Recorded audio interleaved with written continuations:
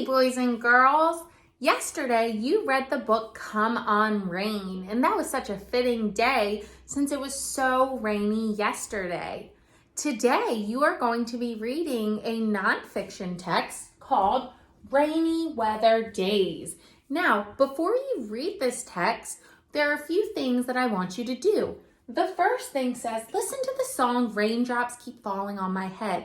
Now, I have never heard that song before, and I'm sure you haven't, so if you swipe, I have included the link for you to listen to the full song, but let's just really quickly listen to a few seconds of it. Raindrops are falling on my head, and just like the guy's feet are too big for his bed, nothing seems to fit. Those raindrops are falling on my head, they keep falling. Okay, so that's the song. You can listen to the whole thing if you want to swipe. But the questions I want you to think about before you even read this book is, how are raindrops formed? So what is the process that goes into forming those raindrops? Where does the rain come from?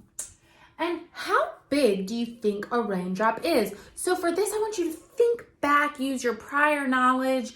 Have you ever ran from your house to the bus stop or from the bus back into your house and you feel the rain falling down on you? How big do you think those drops actually are? What could you compare those drops to? Think about that before you read and share with an adult or someone in your house.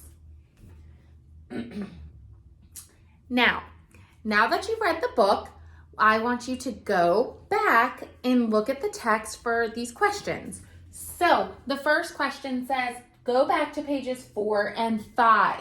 So it says, spring isn't the only time it rains. It can rain into summer, fall, and winter too. Rain will turn icy if it is very cold outside. Icy rain is called sleet.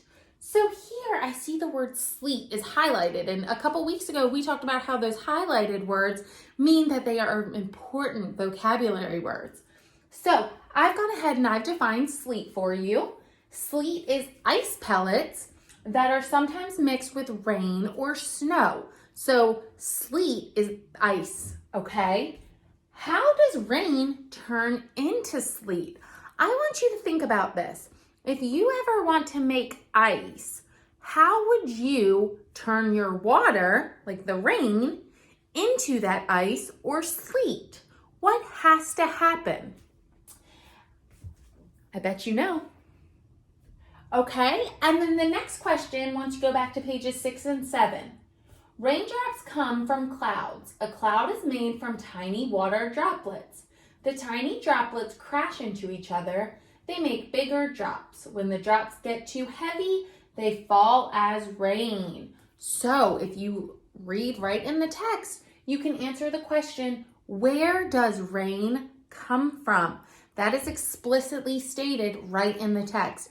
And now that's not the only bit of information that you could have learned from this page. So share with somebody, what other fact or information did you learn just from this page?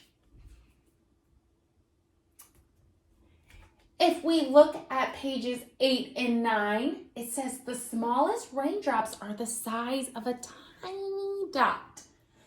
The larger raindrops may be as big as a pea. So I unfortunately ate all my peas. I like peas. But if you think about it, a pea is about, say, this big. Can you see that? This big. Okay? So it's not too big, but think about if you had hundreds of peas falling on you. Okay? That could feel pretty heavy. That's when it's like downpouring really hard. But when it's teeny tiny, that's like when it's misting in your face and you can kind of feel it, but it's not that heavy. So rain droplet size change depending on the amount of moisture. So the last thing is something that you have been doing all for the last 3 weeks. You are identifying the author's purpose. So remember, are they writing it to persuade, inform, or entertain? I'm sure by now you are an expert and you can do that very easily. Then the last thing I want you to do is I want you to compare the book that you read on Monday to today's book. So it says, after reading both books, talk about why rain is important to the world. Compare and contrast how both books taught us about rain. So when I hear compare and contrast, I always think about Venn diagrams. I think that is the simplest way to compare and contrast. So compare and contrast how both books taught us about rain. So in this section of the circle, you would write how the book Come On Rain taught us about the rain, what it taught us about the rain. Over here, you would write what Rainy Weather Days taught us about rain. And in the middle, you could write how both books, if they shared the same lesson or taught us the same information, you can put that right in the middle.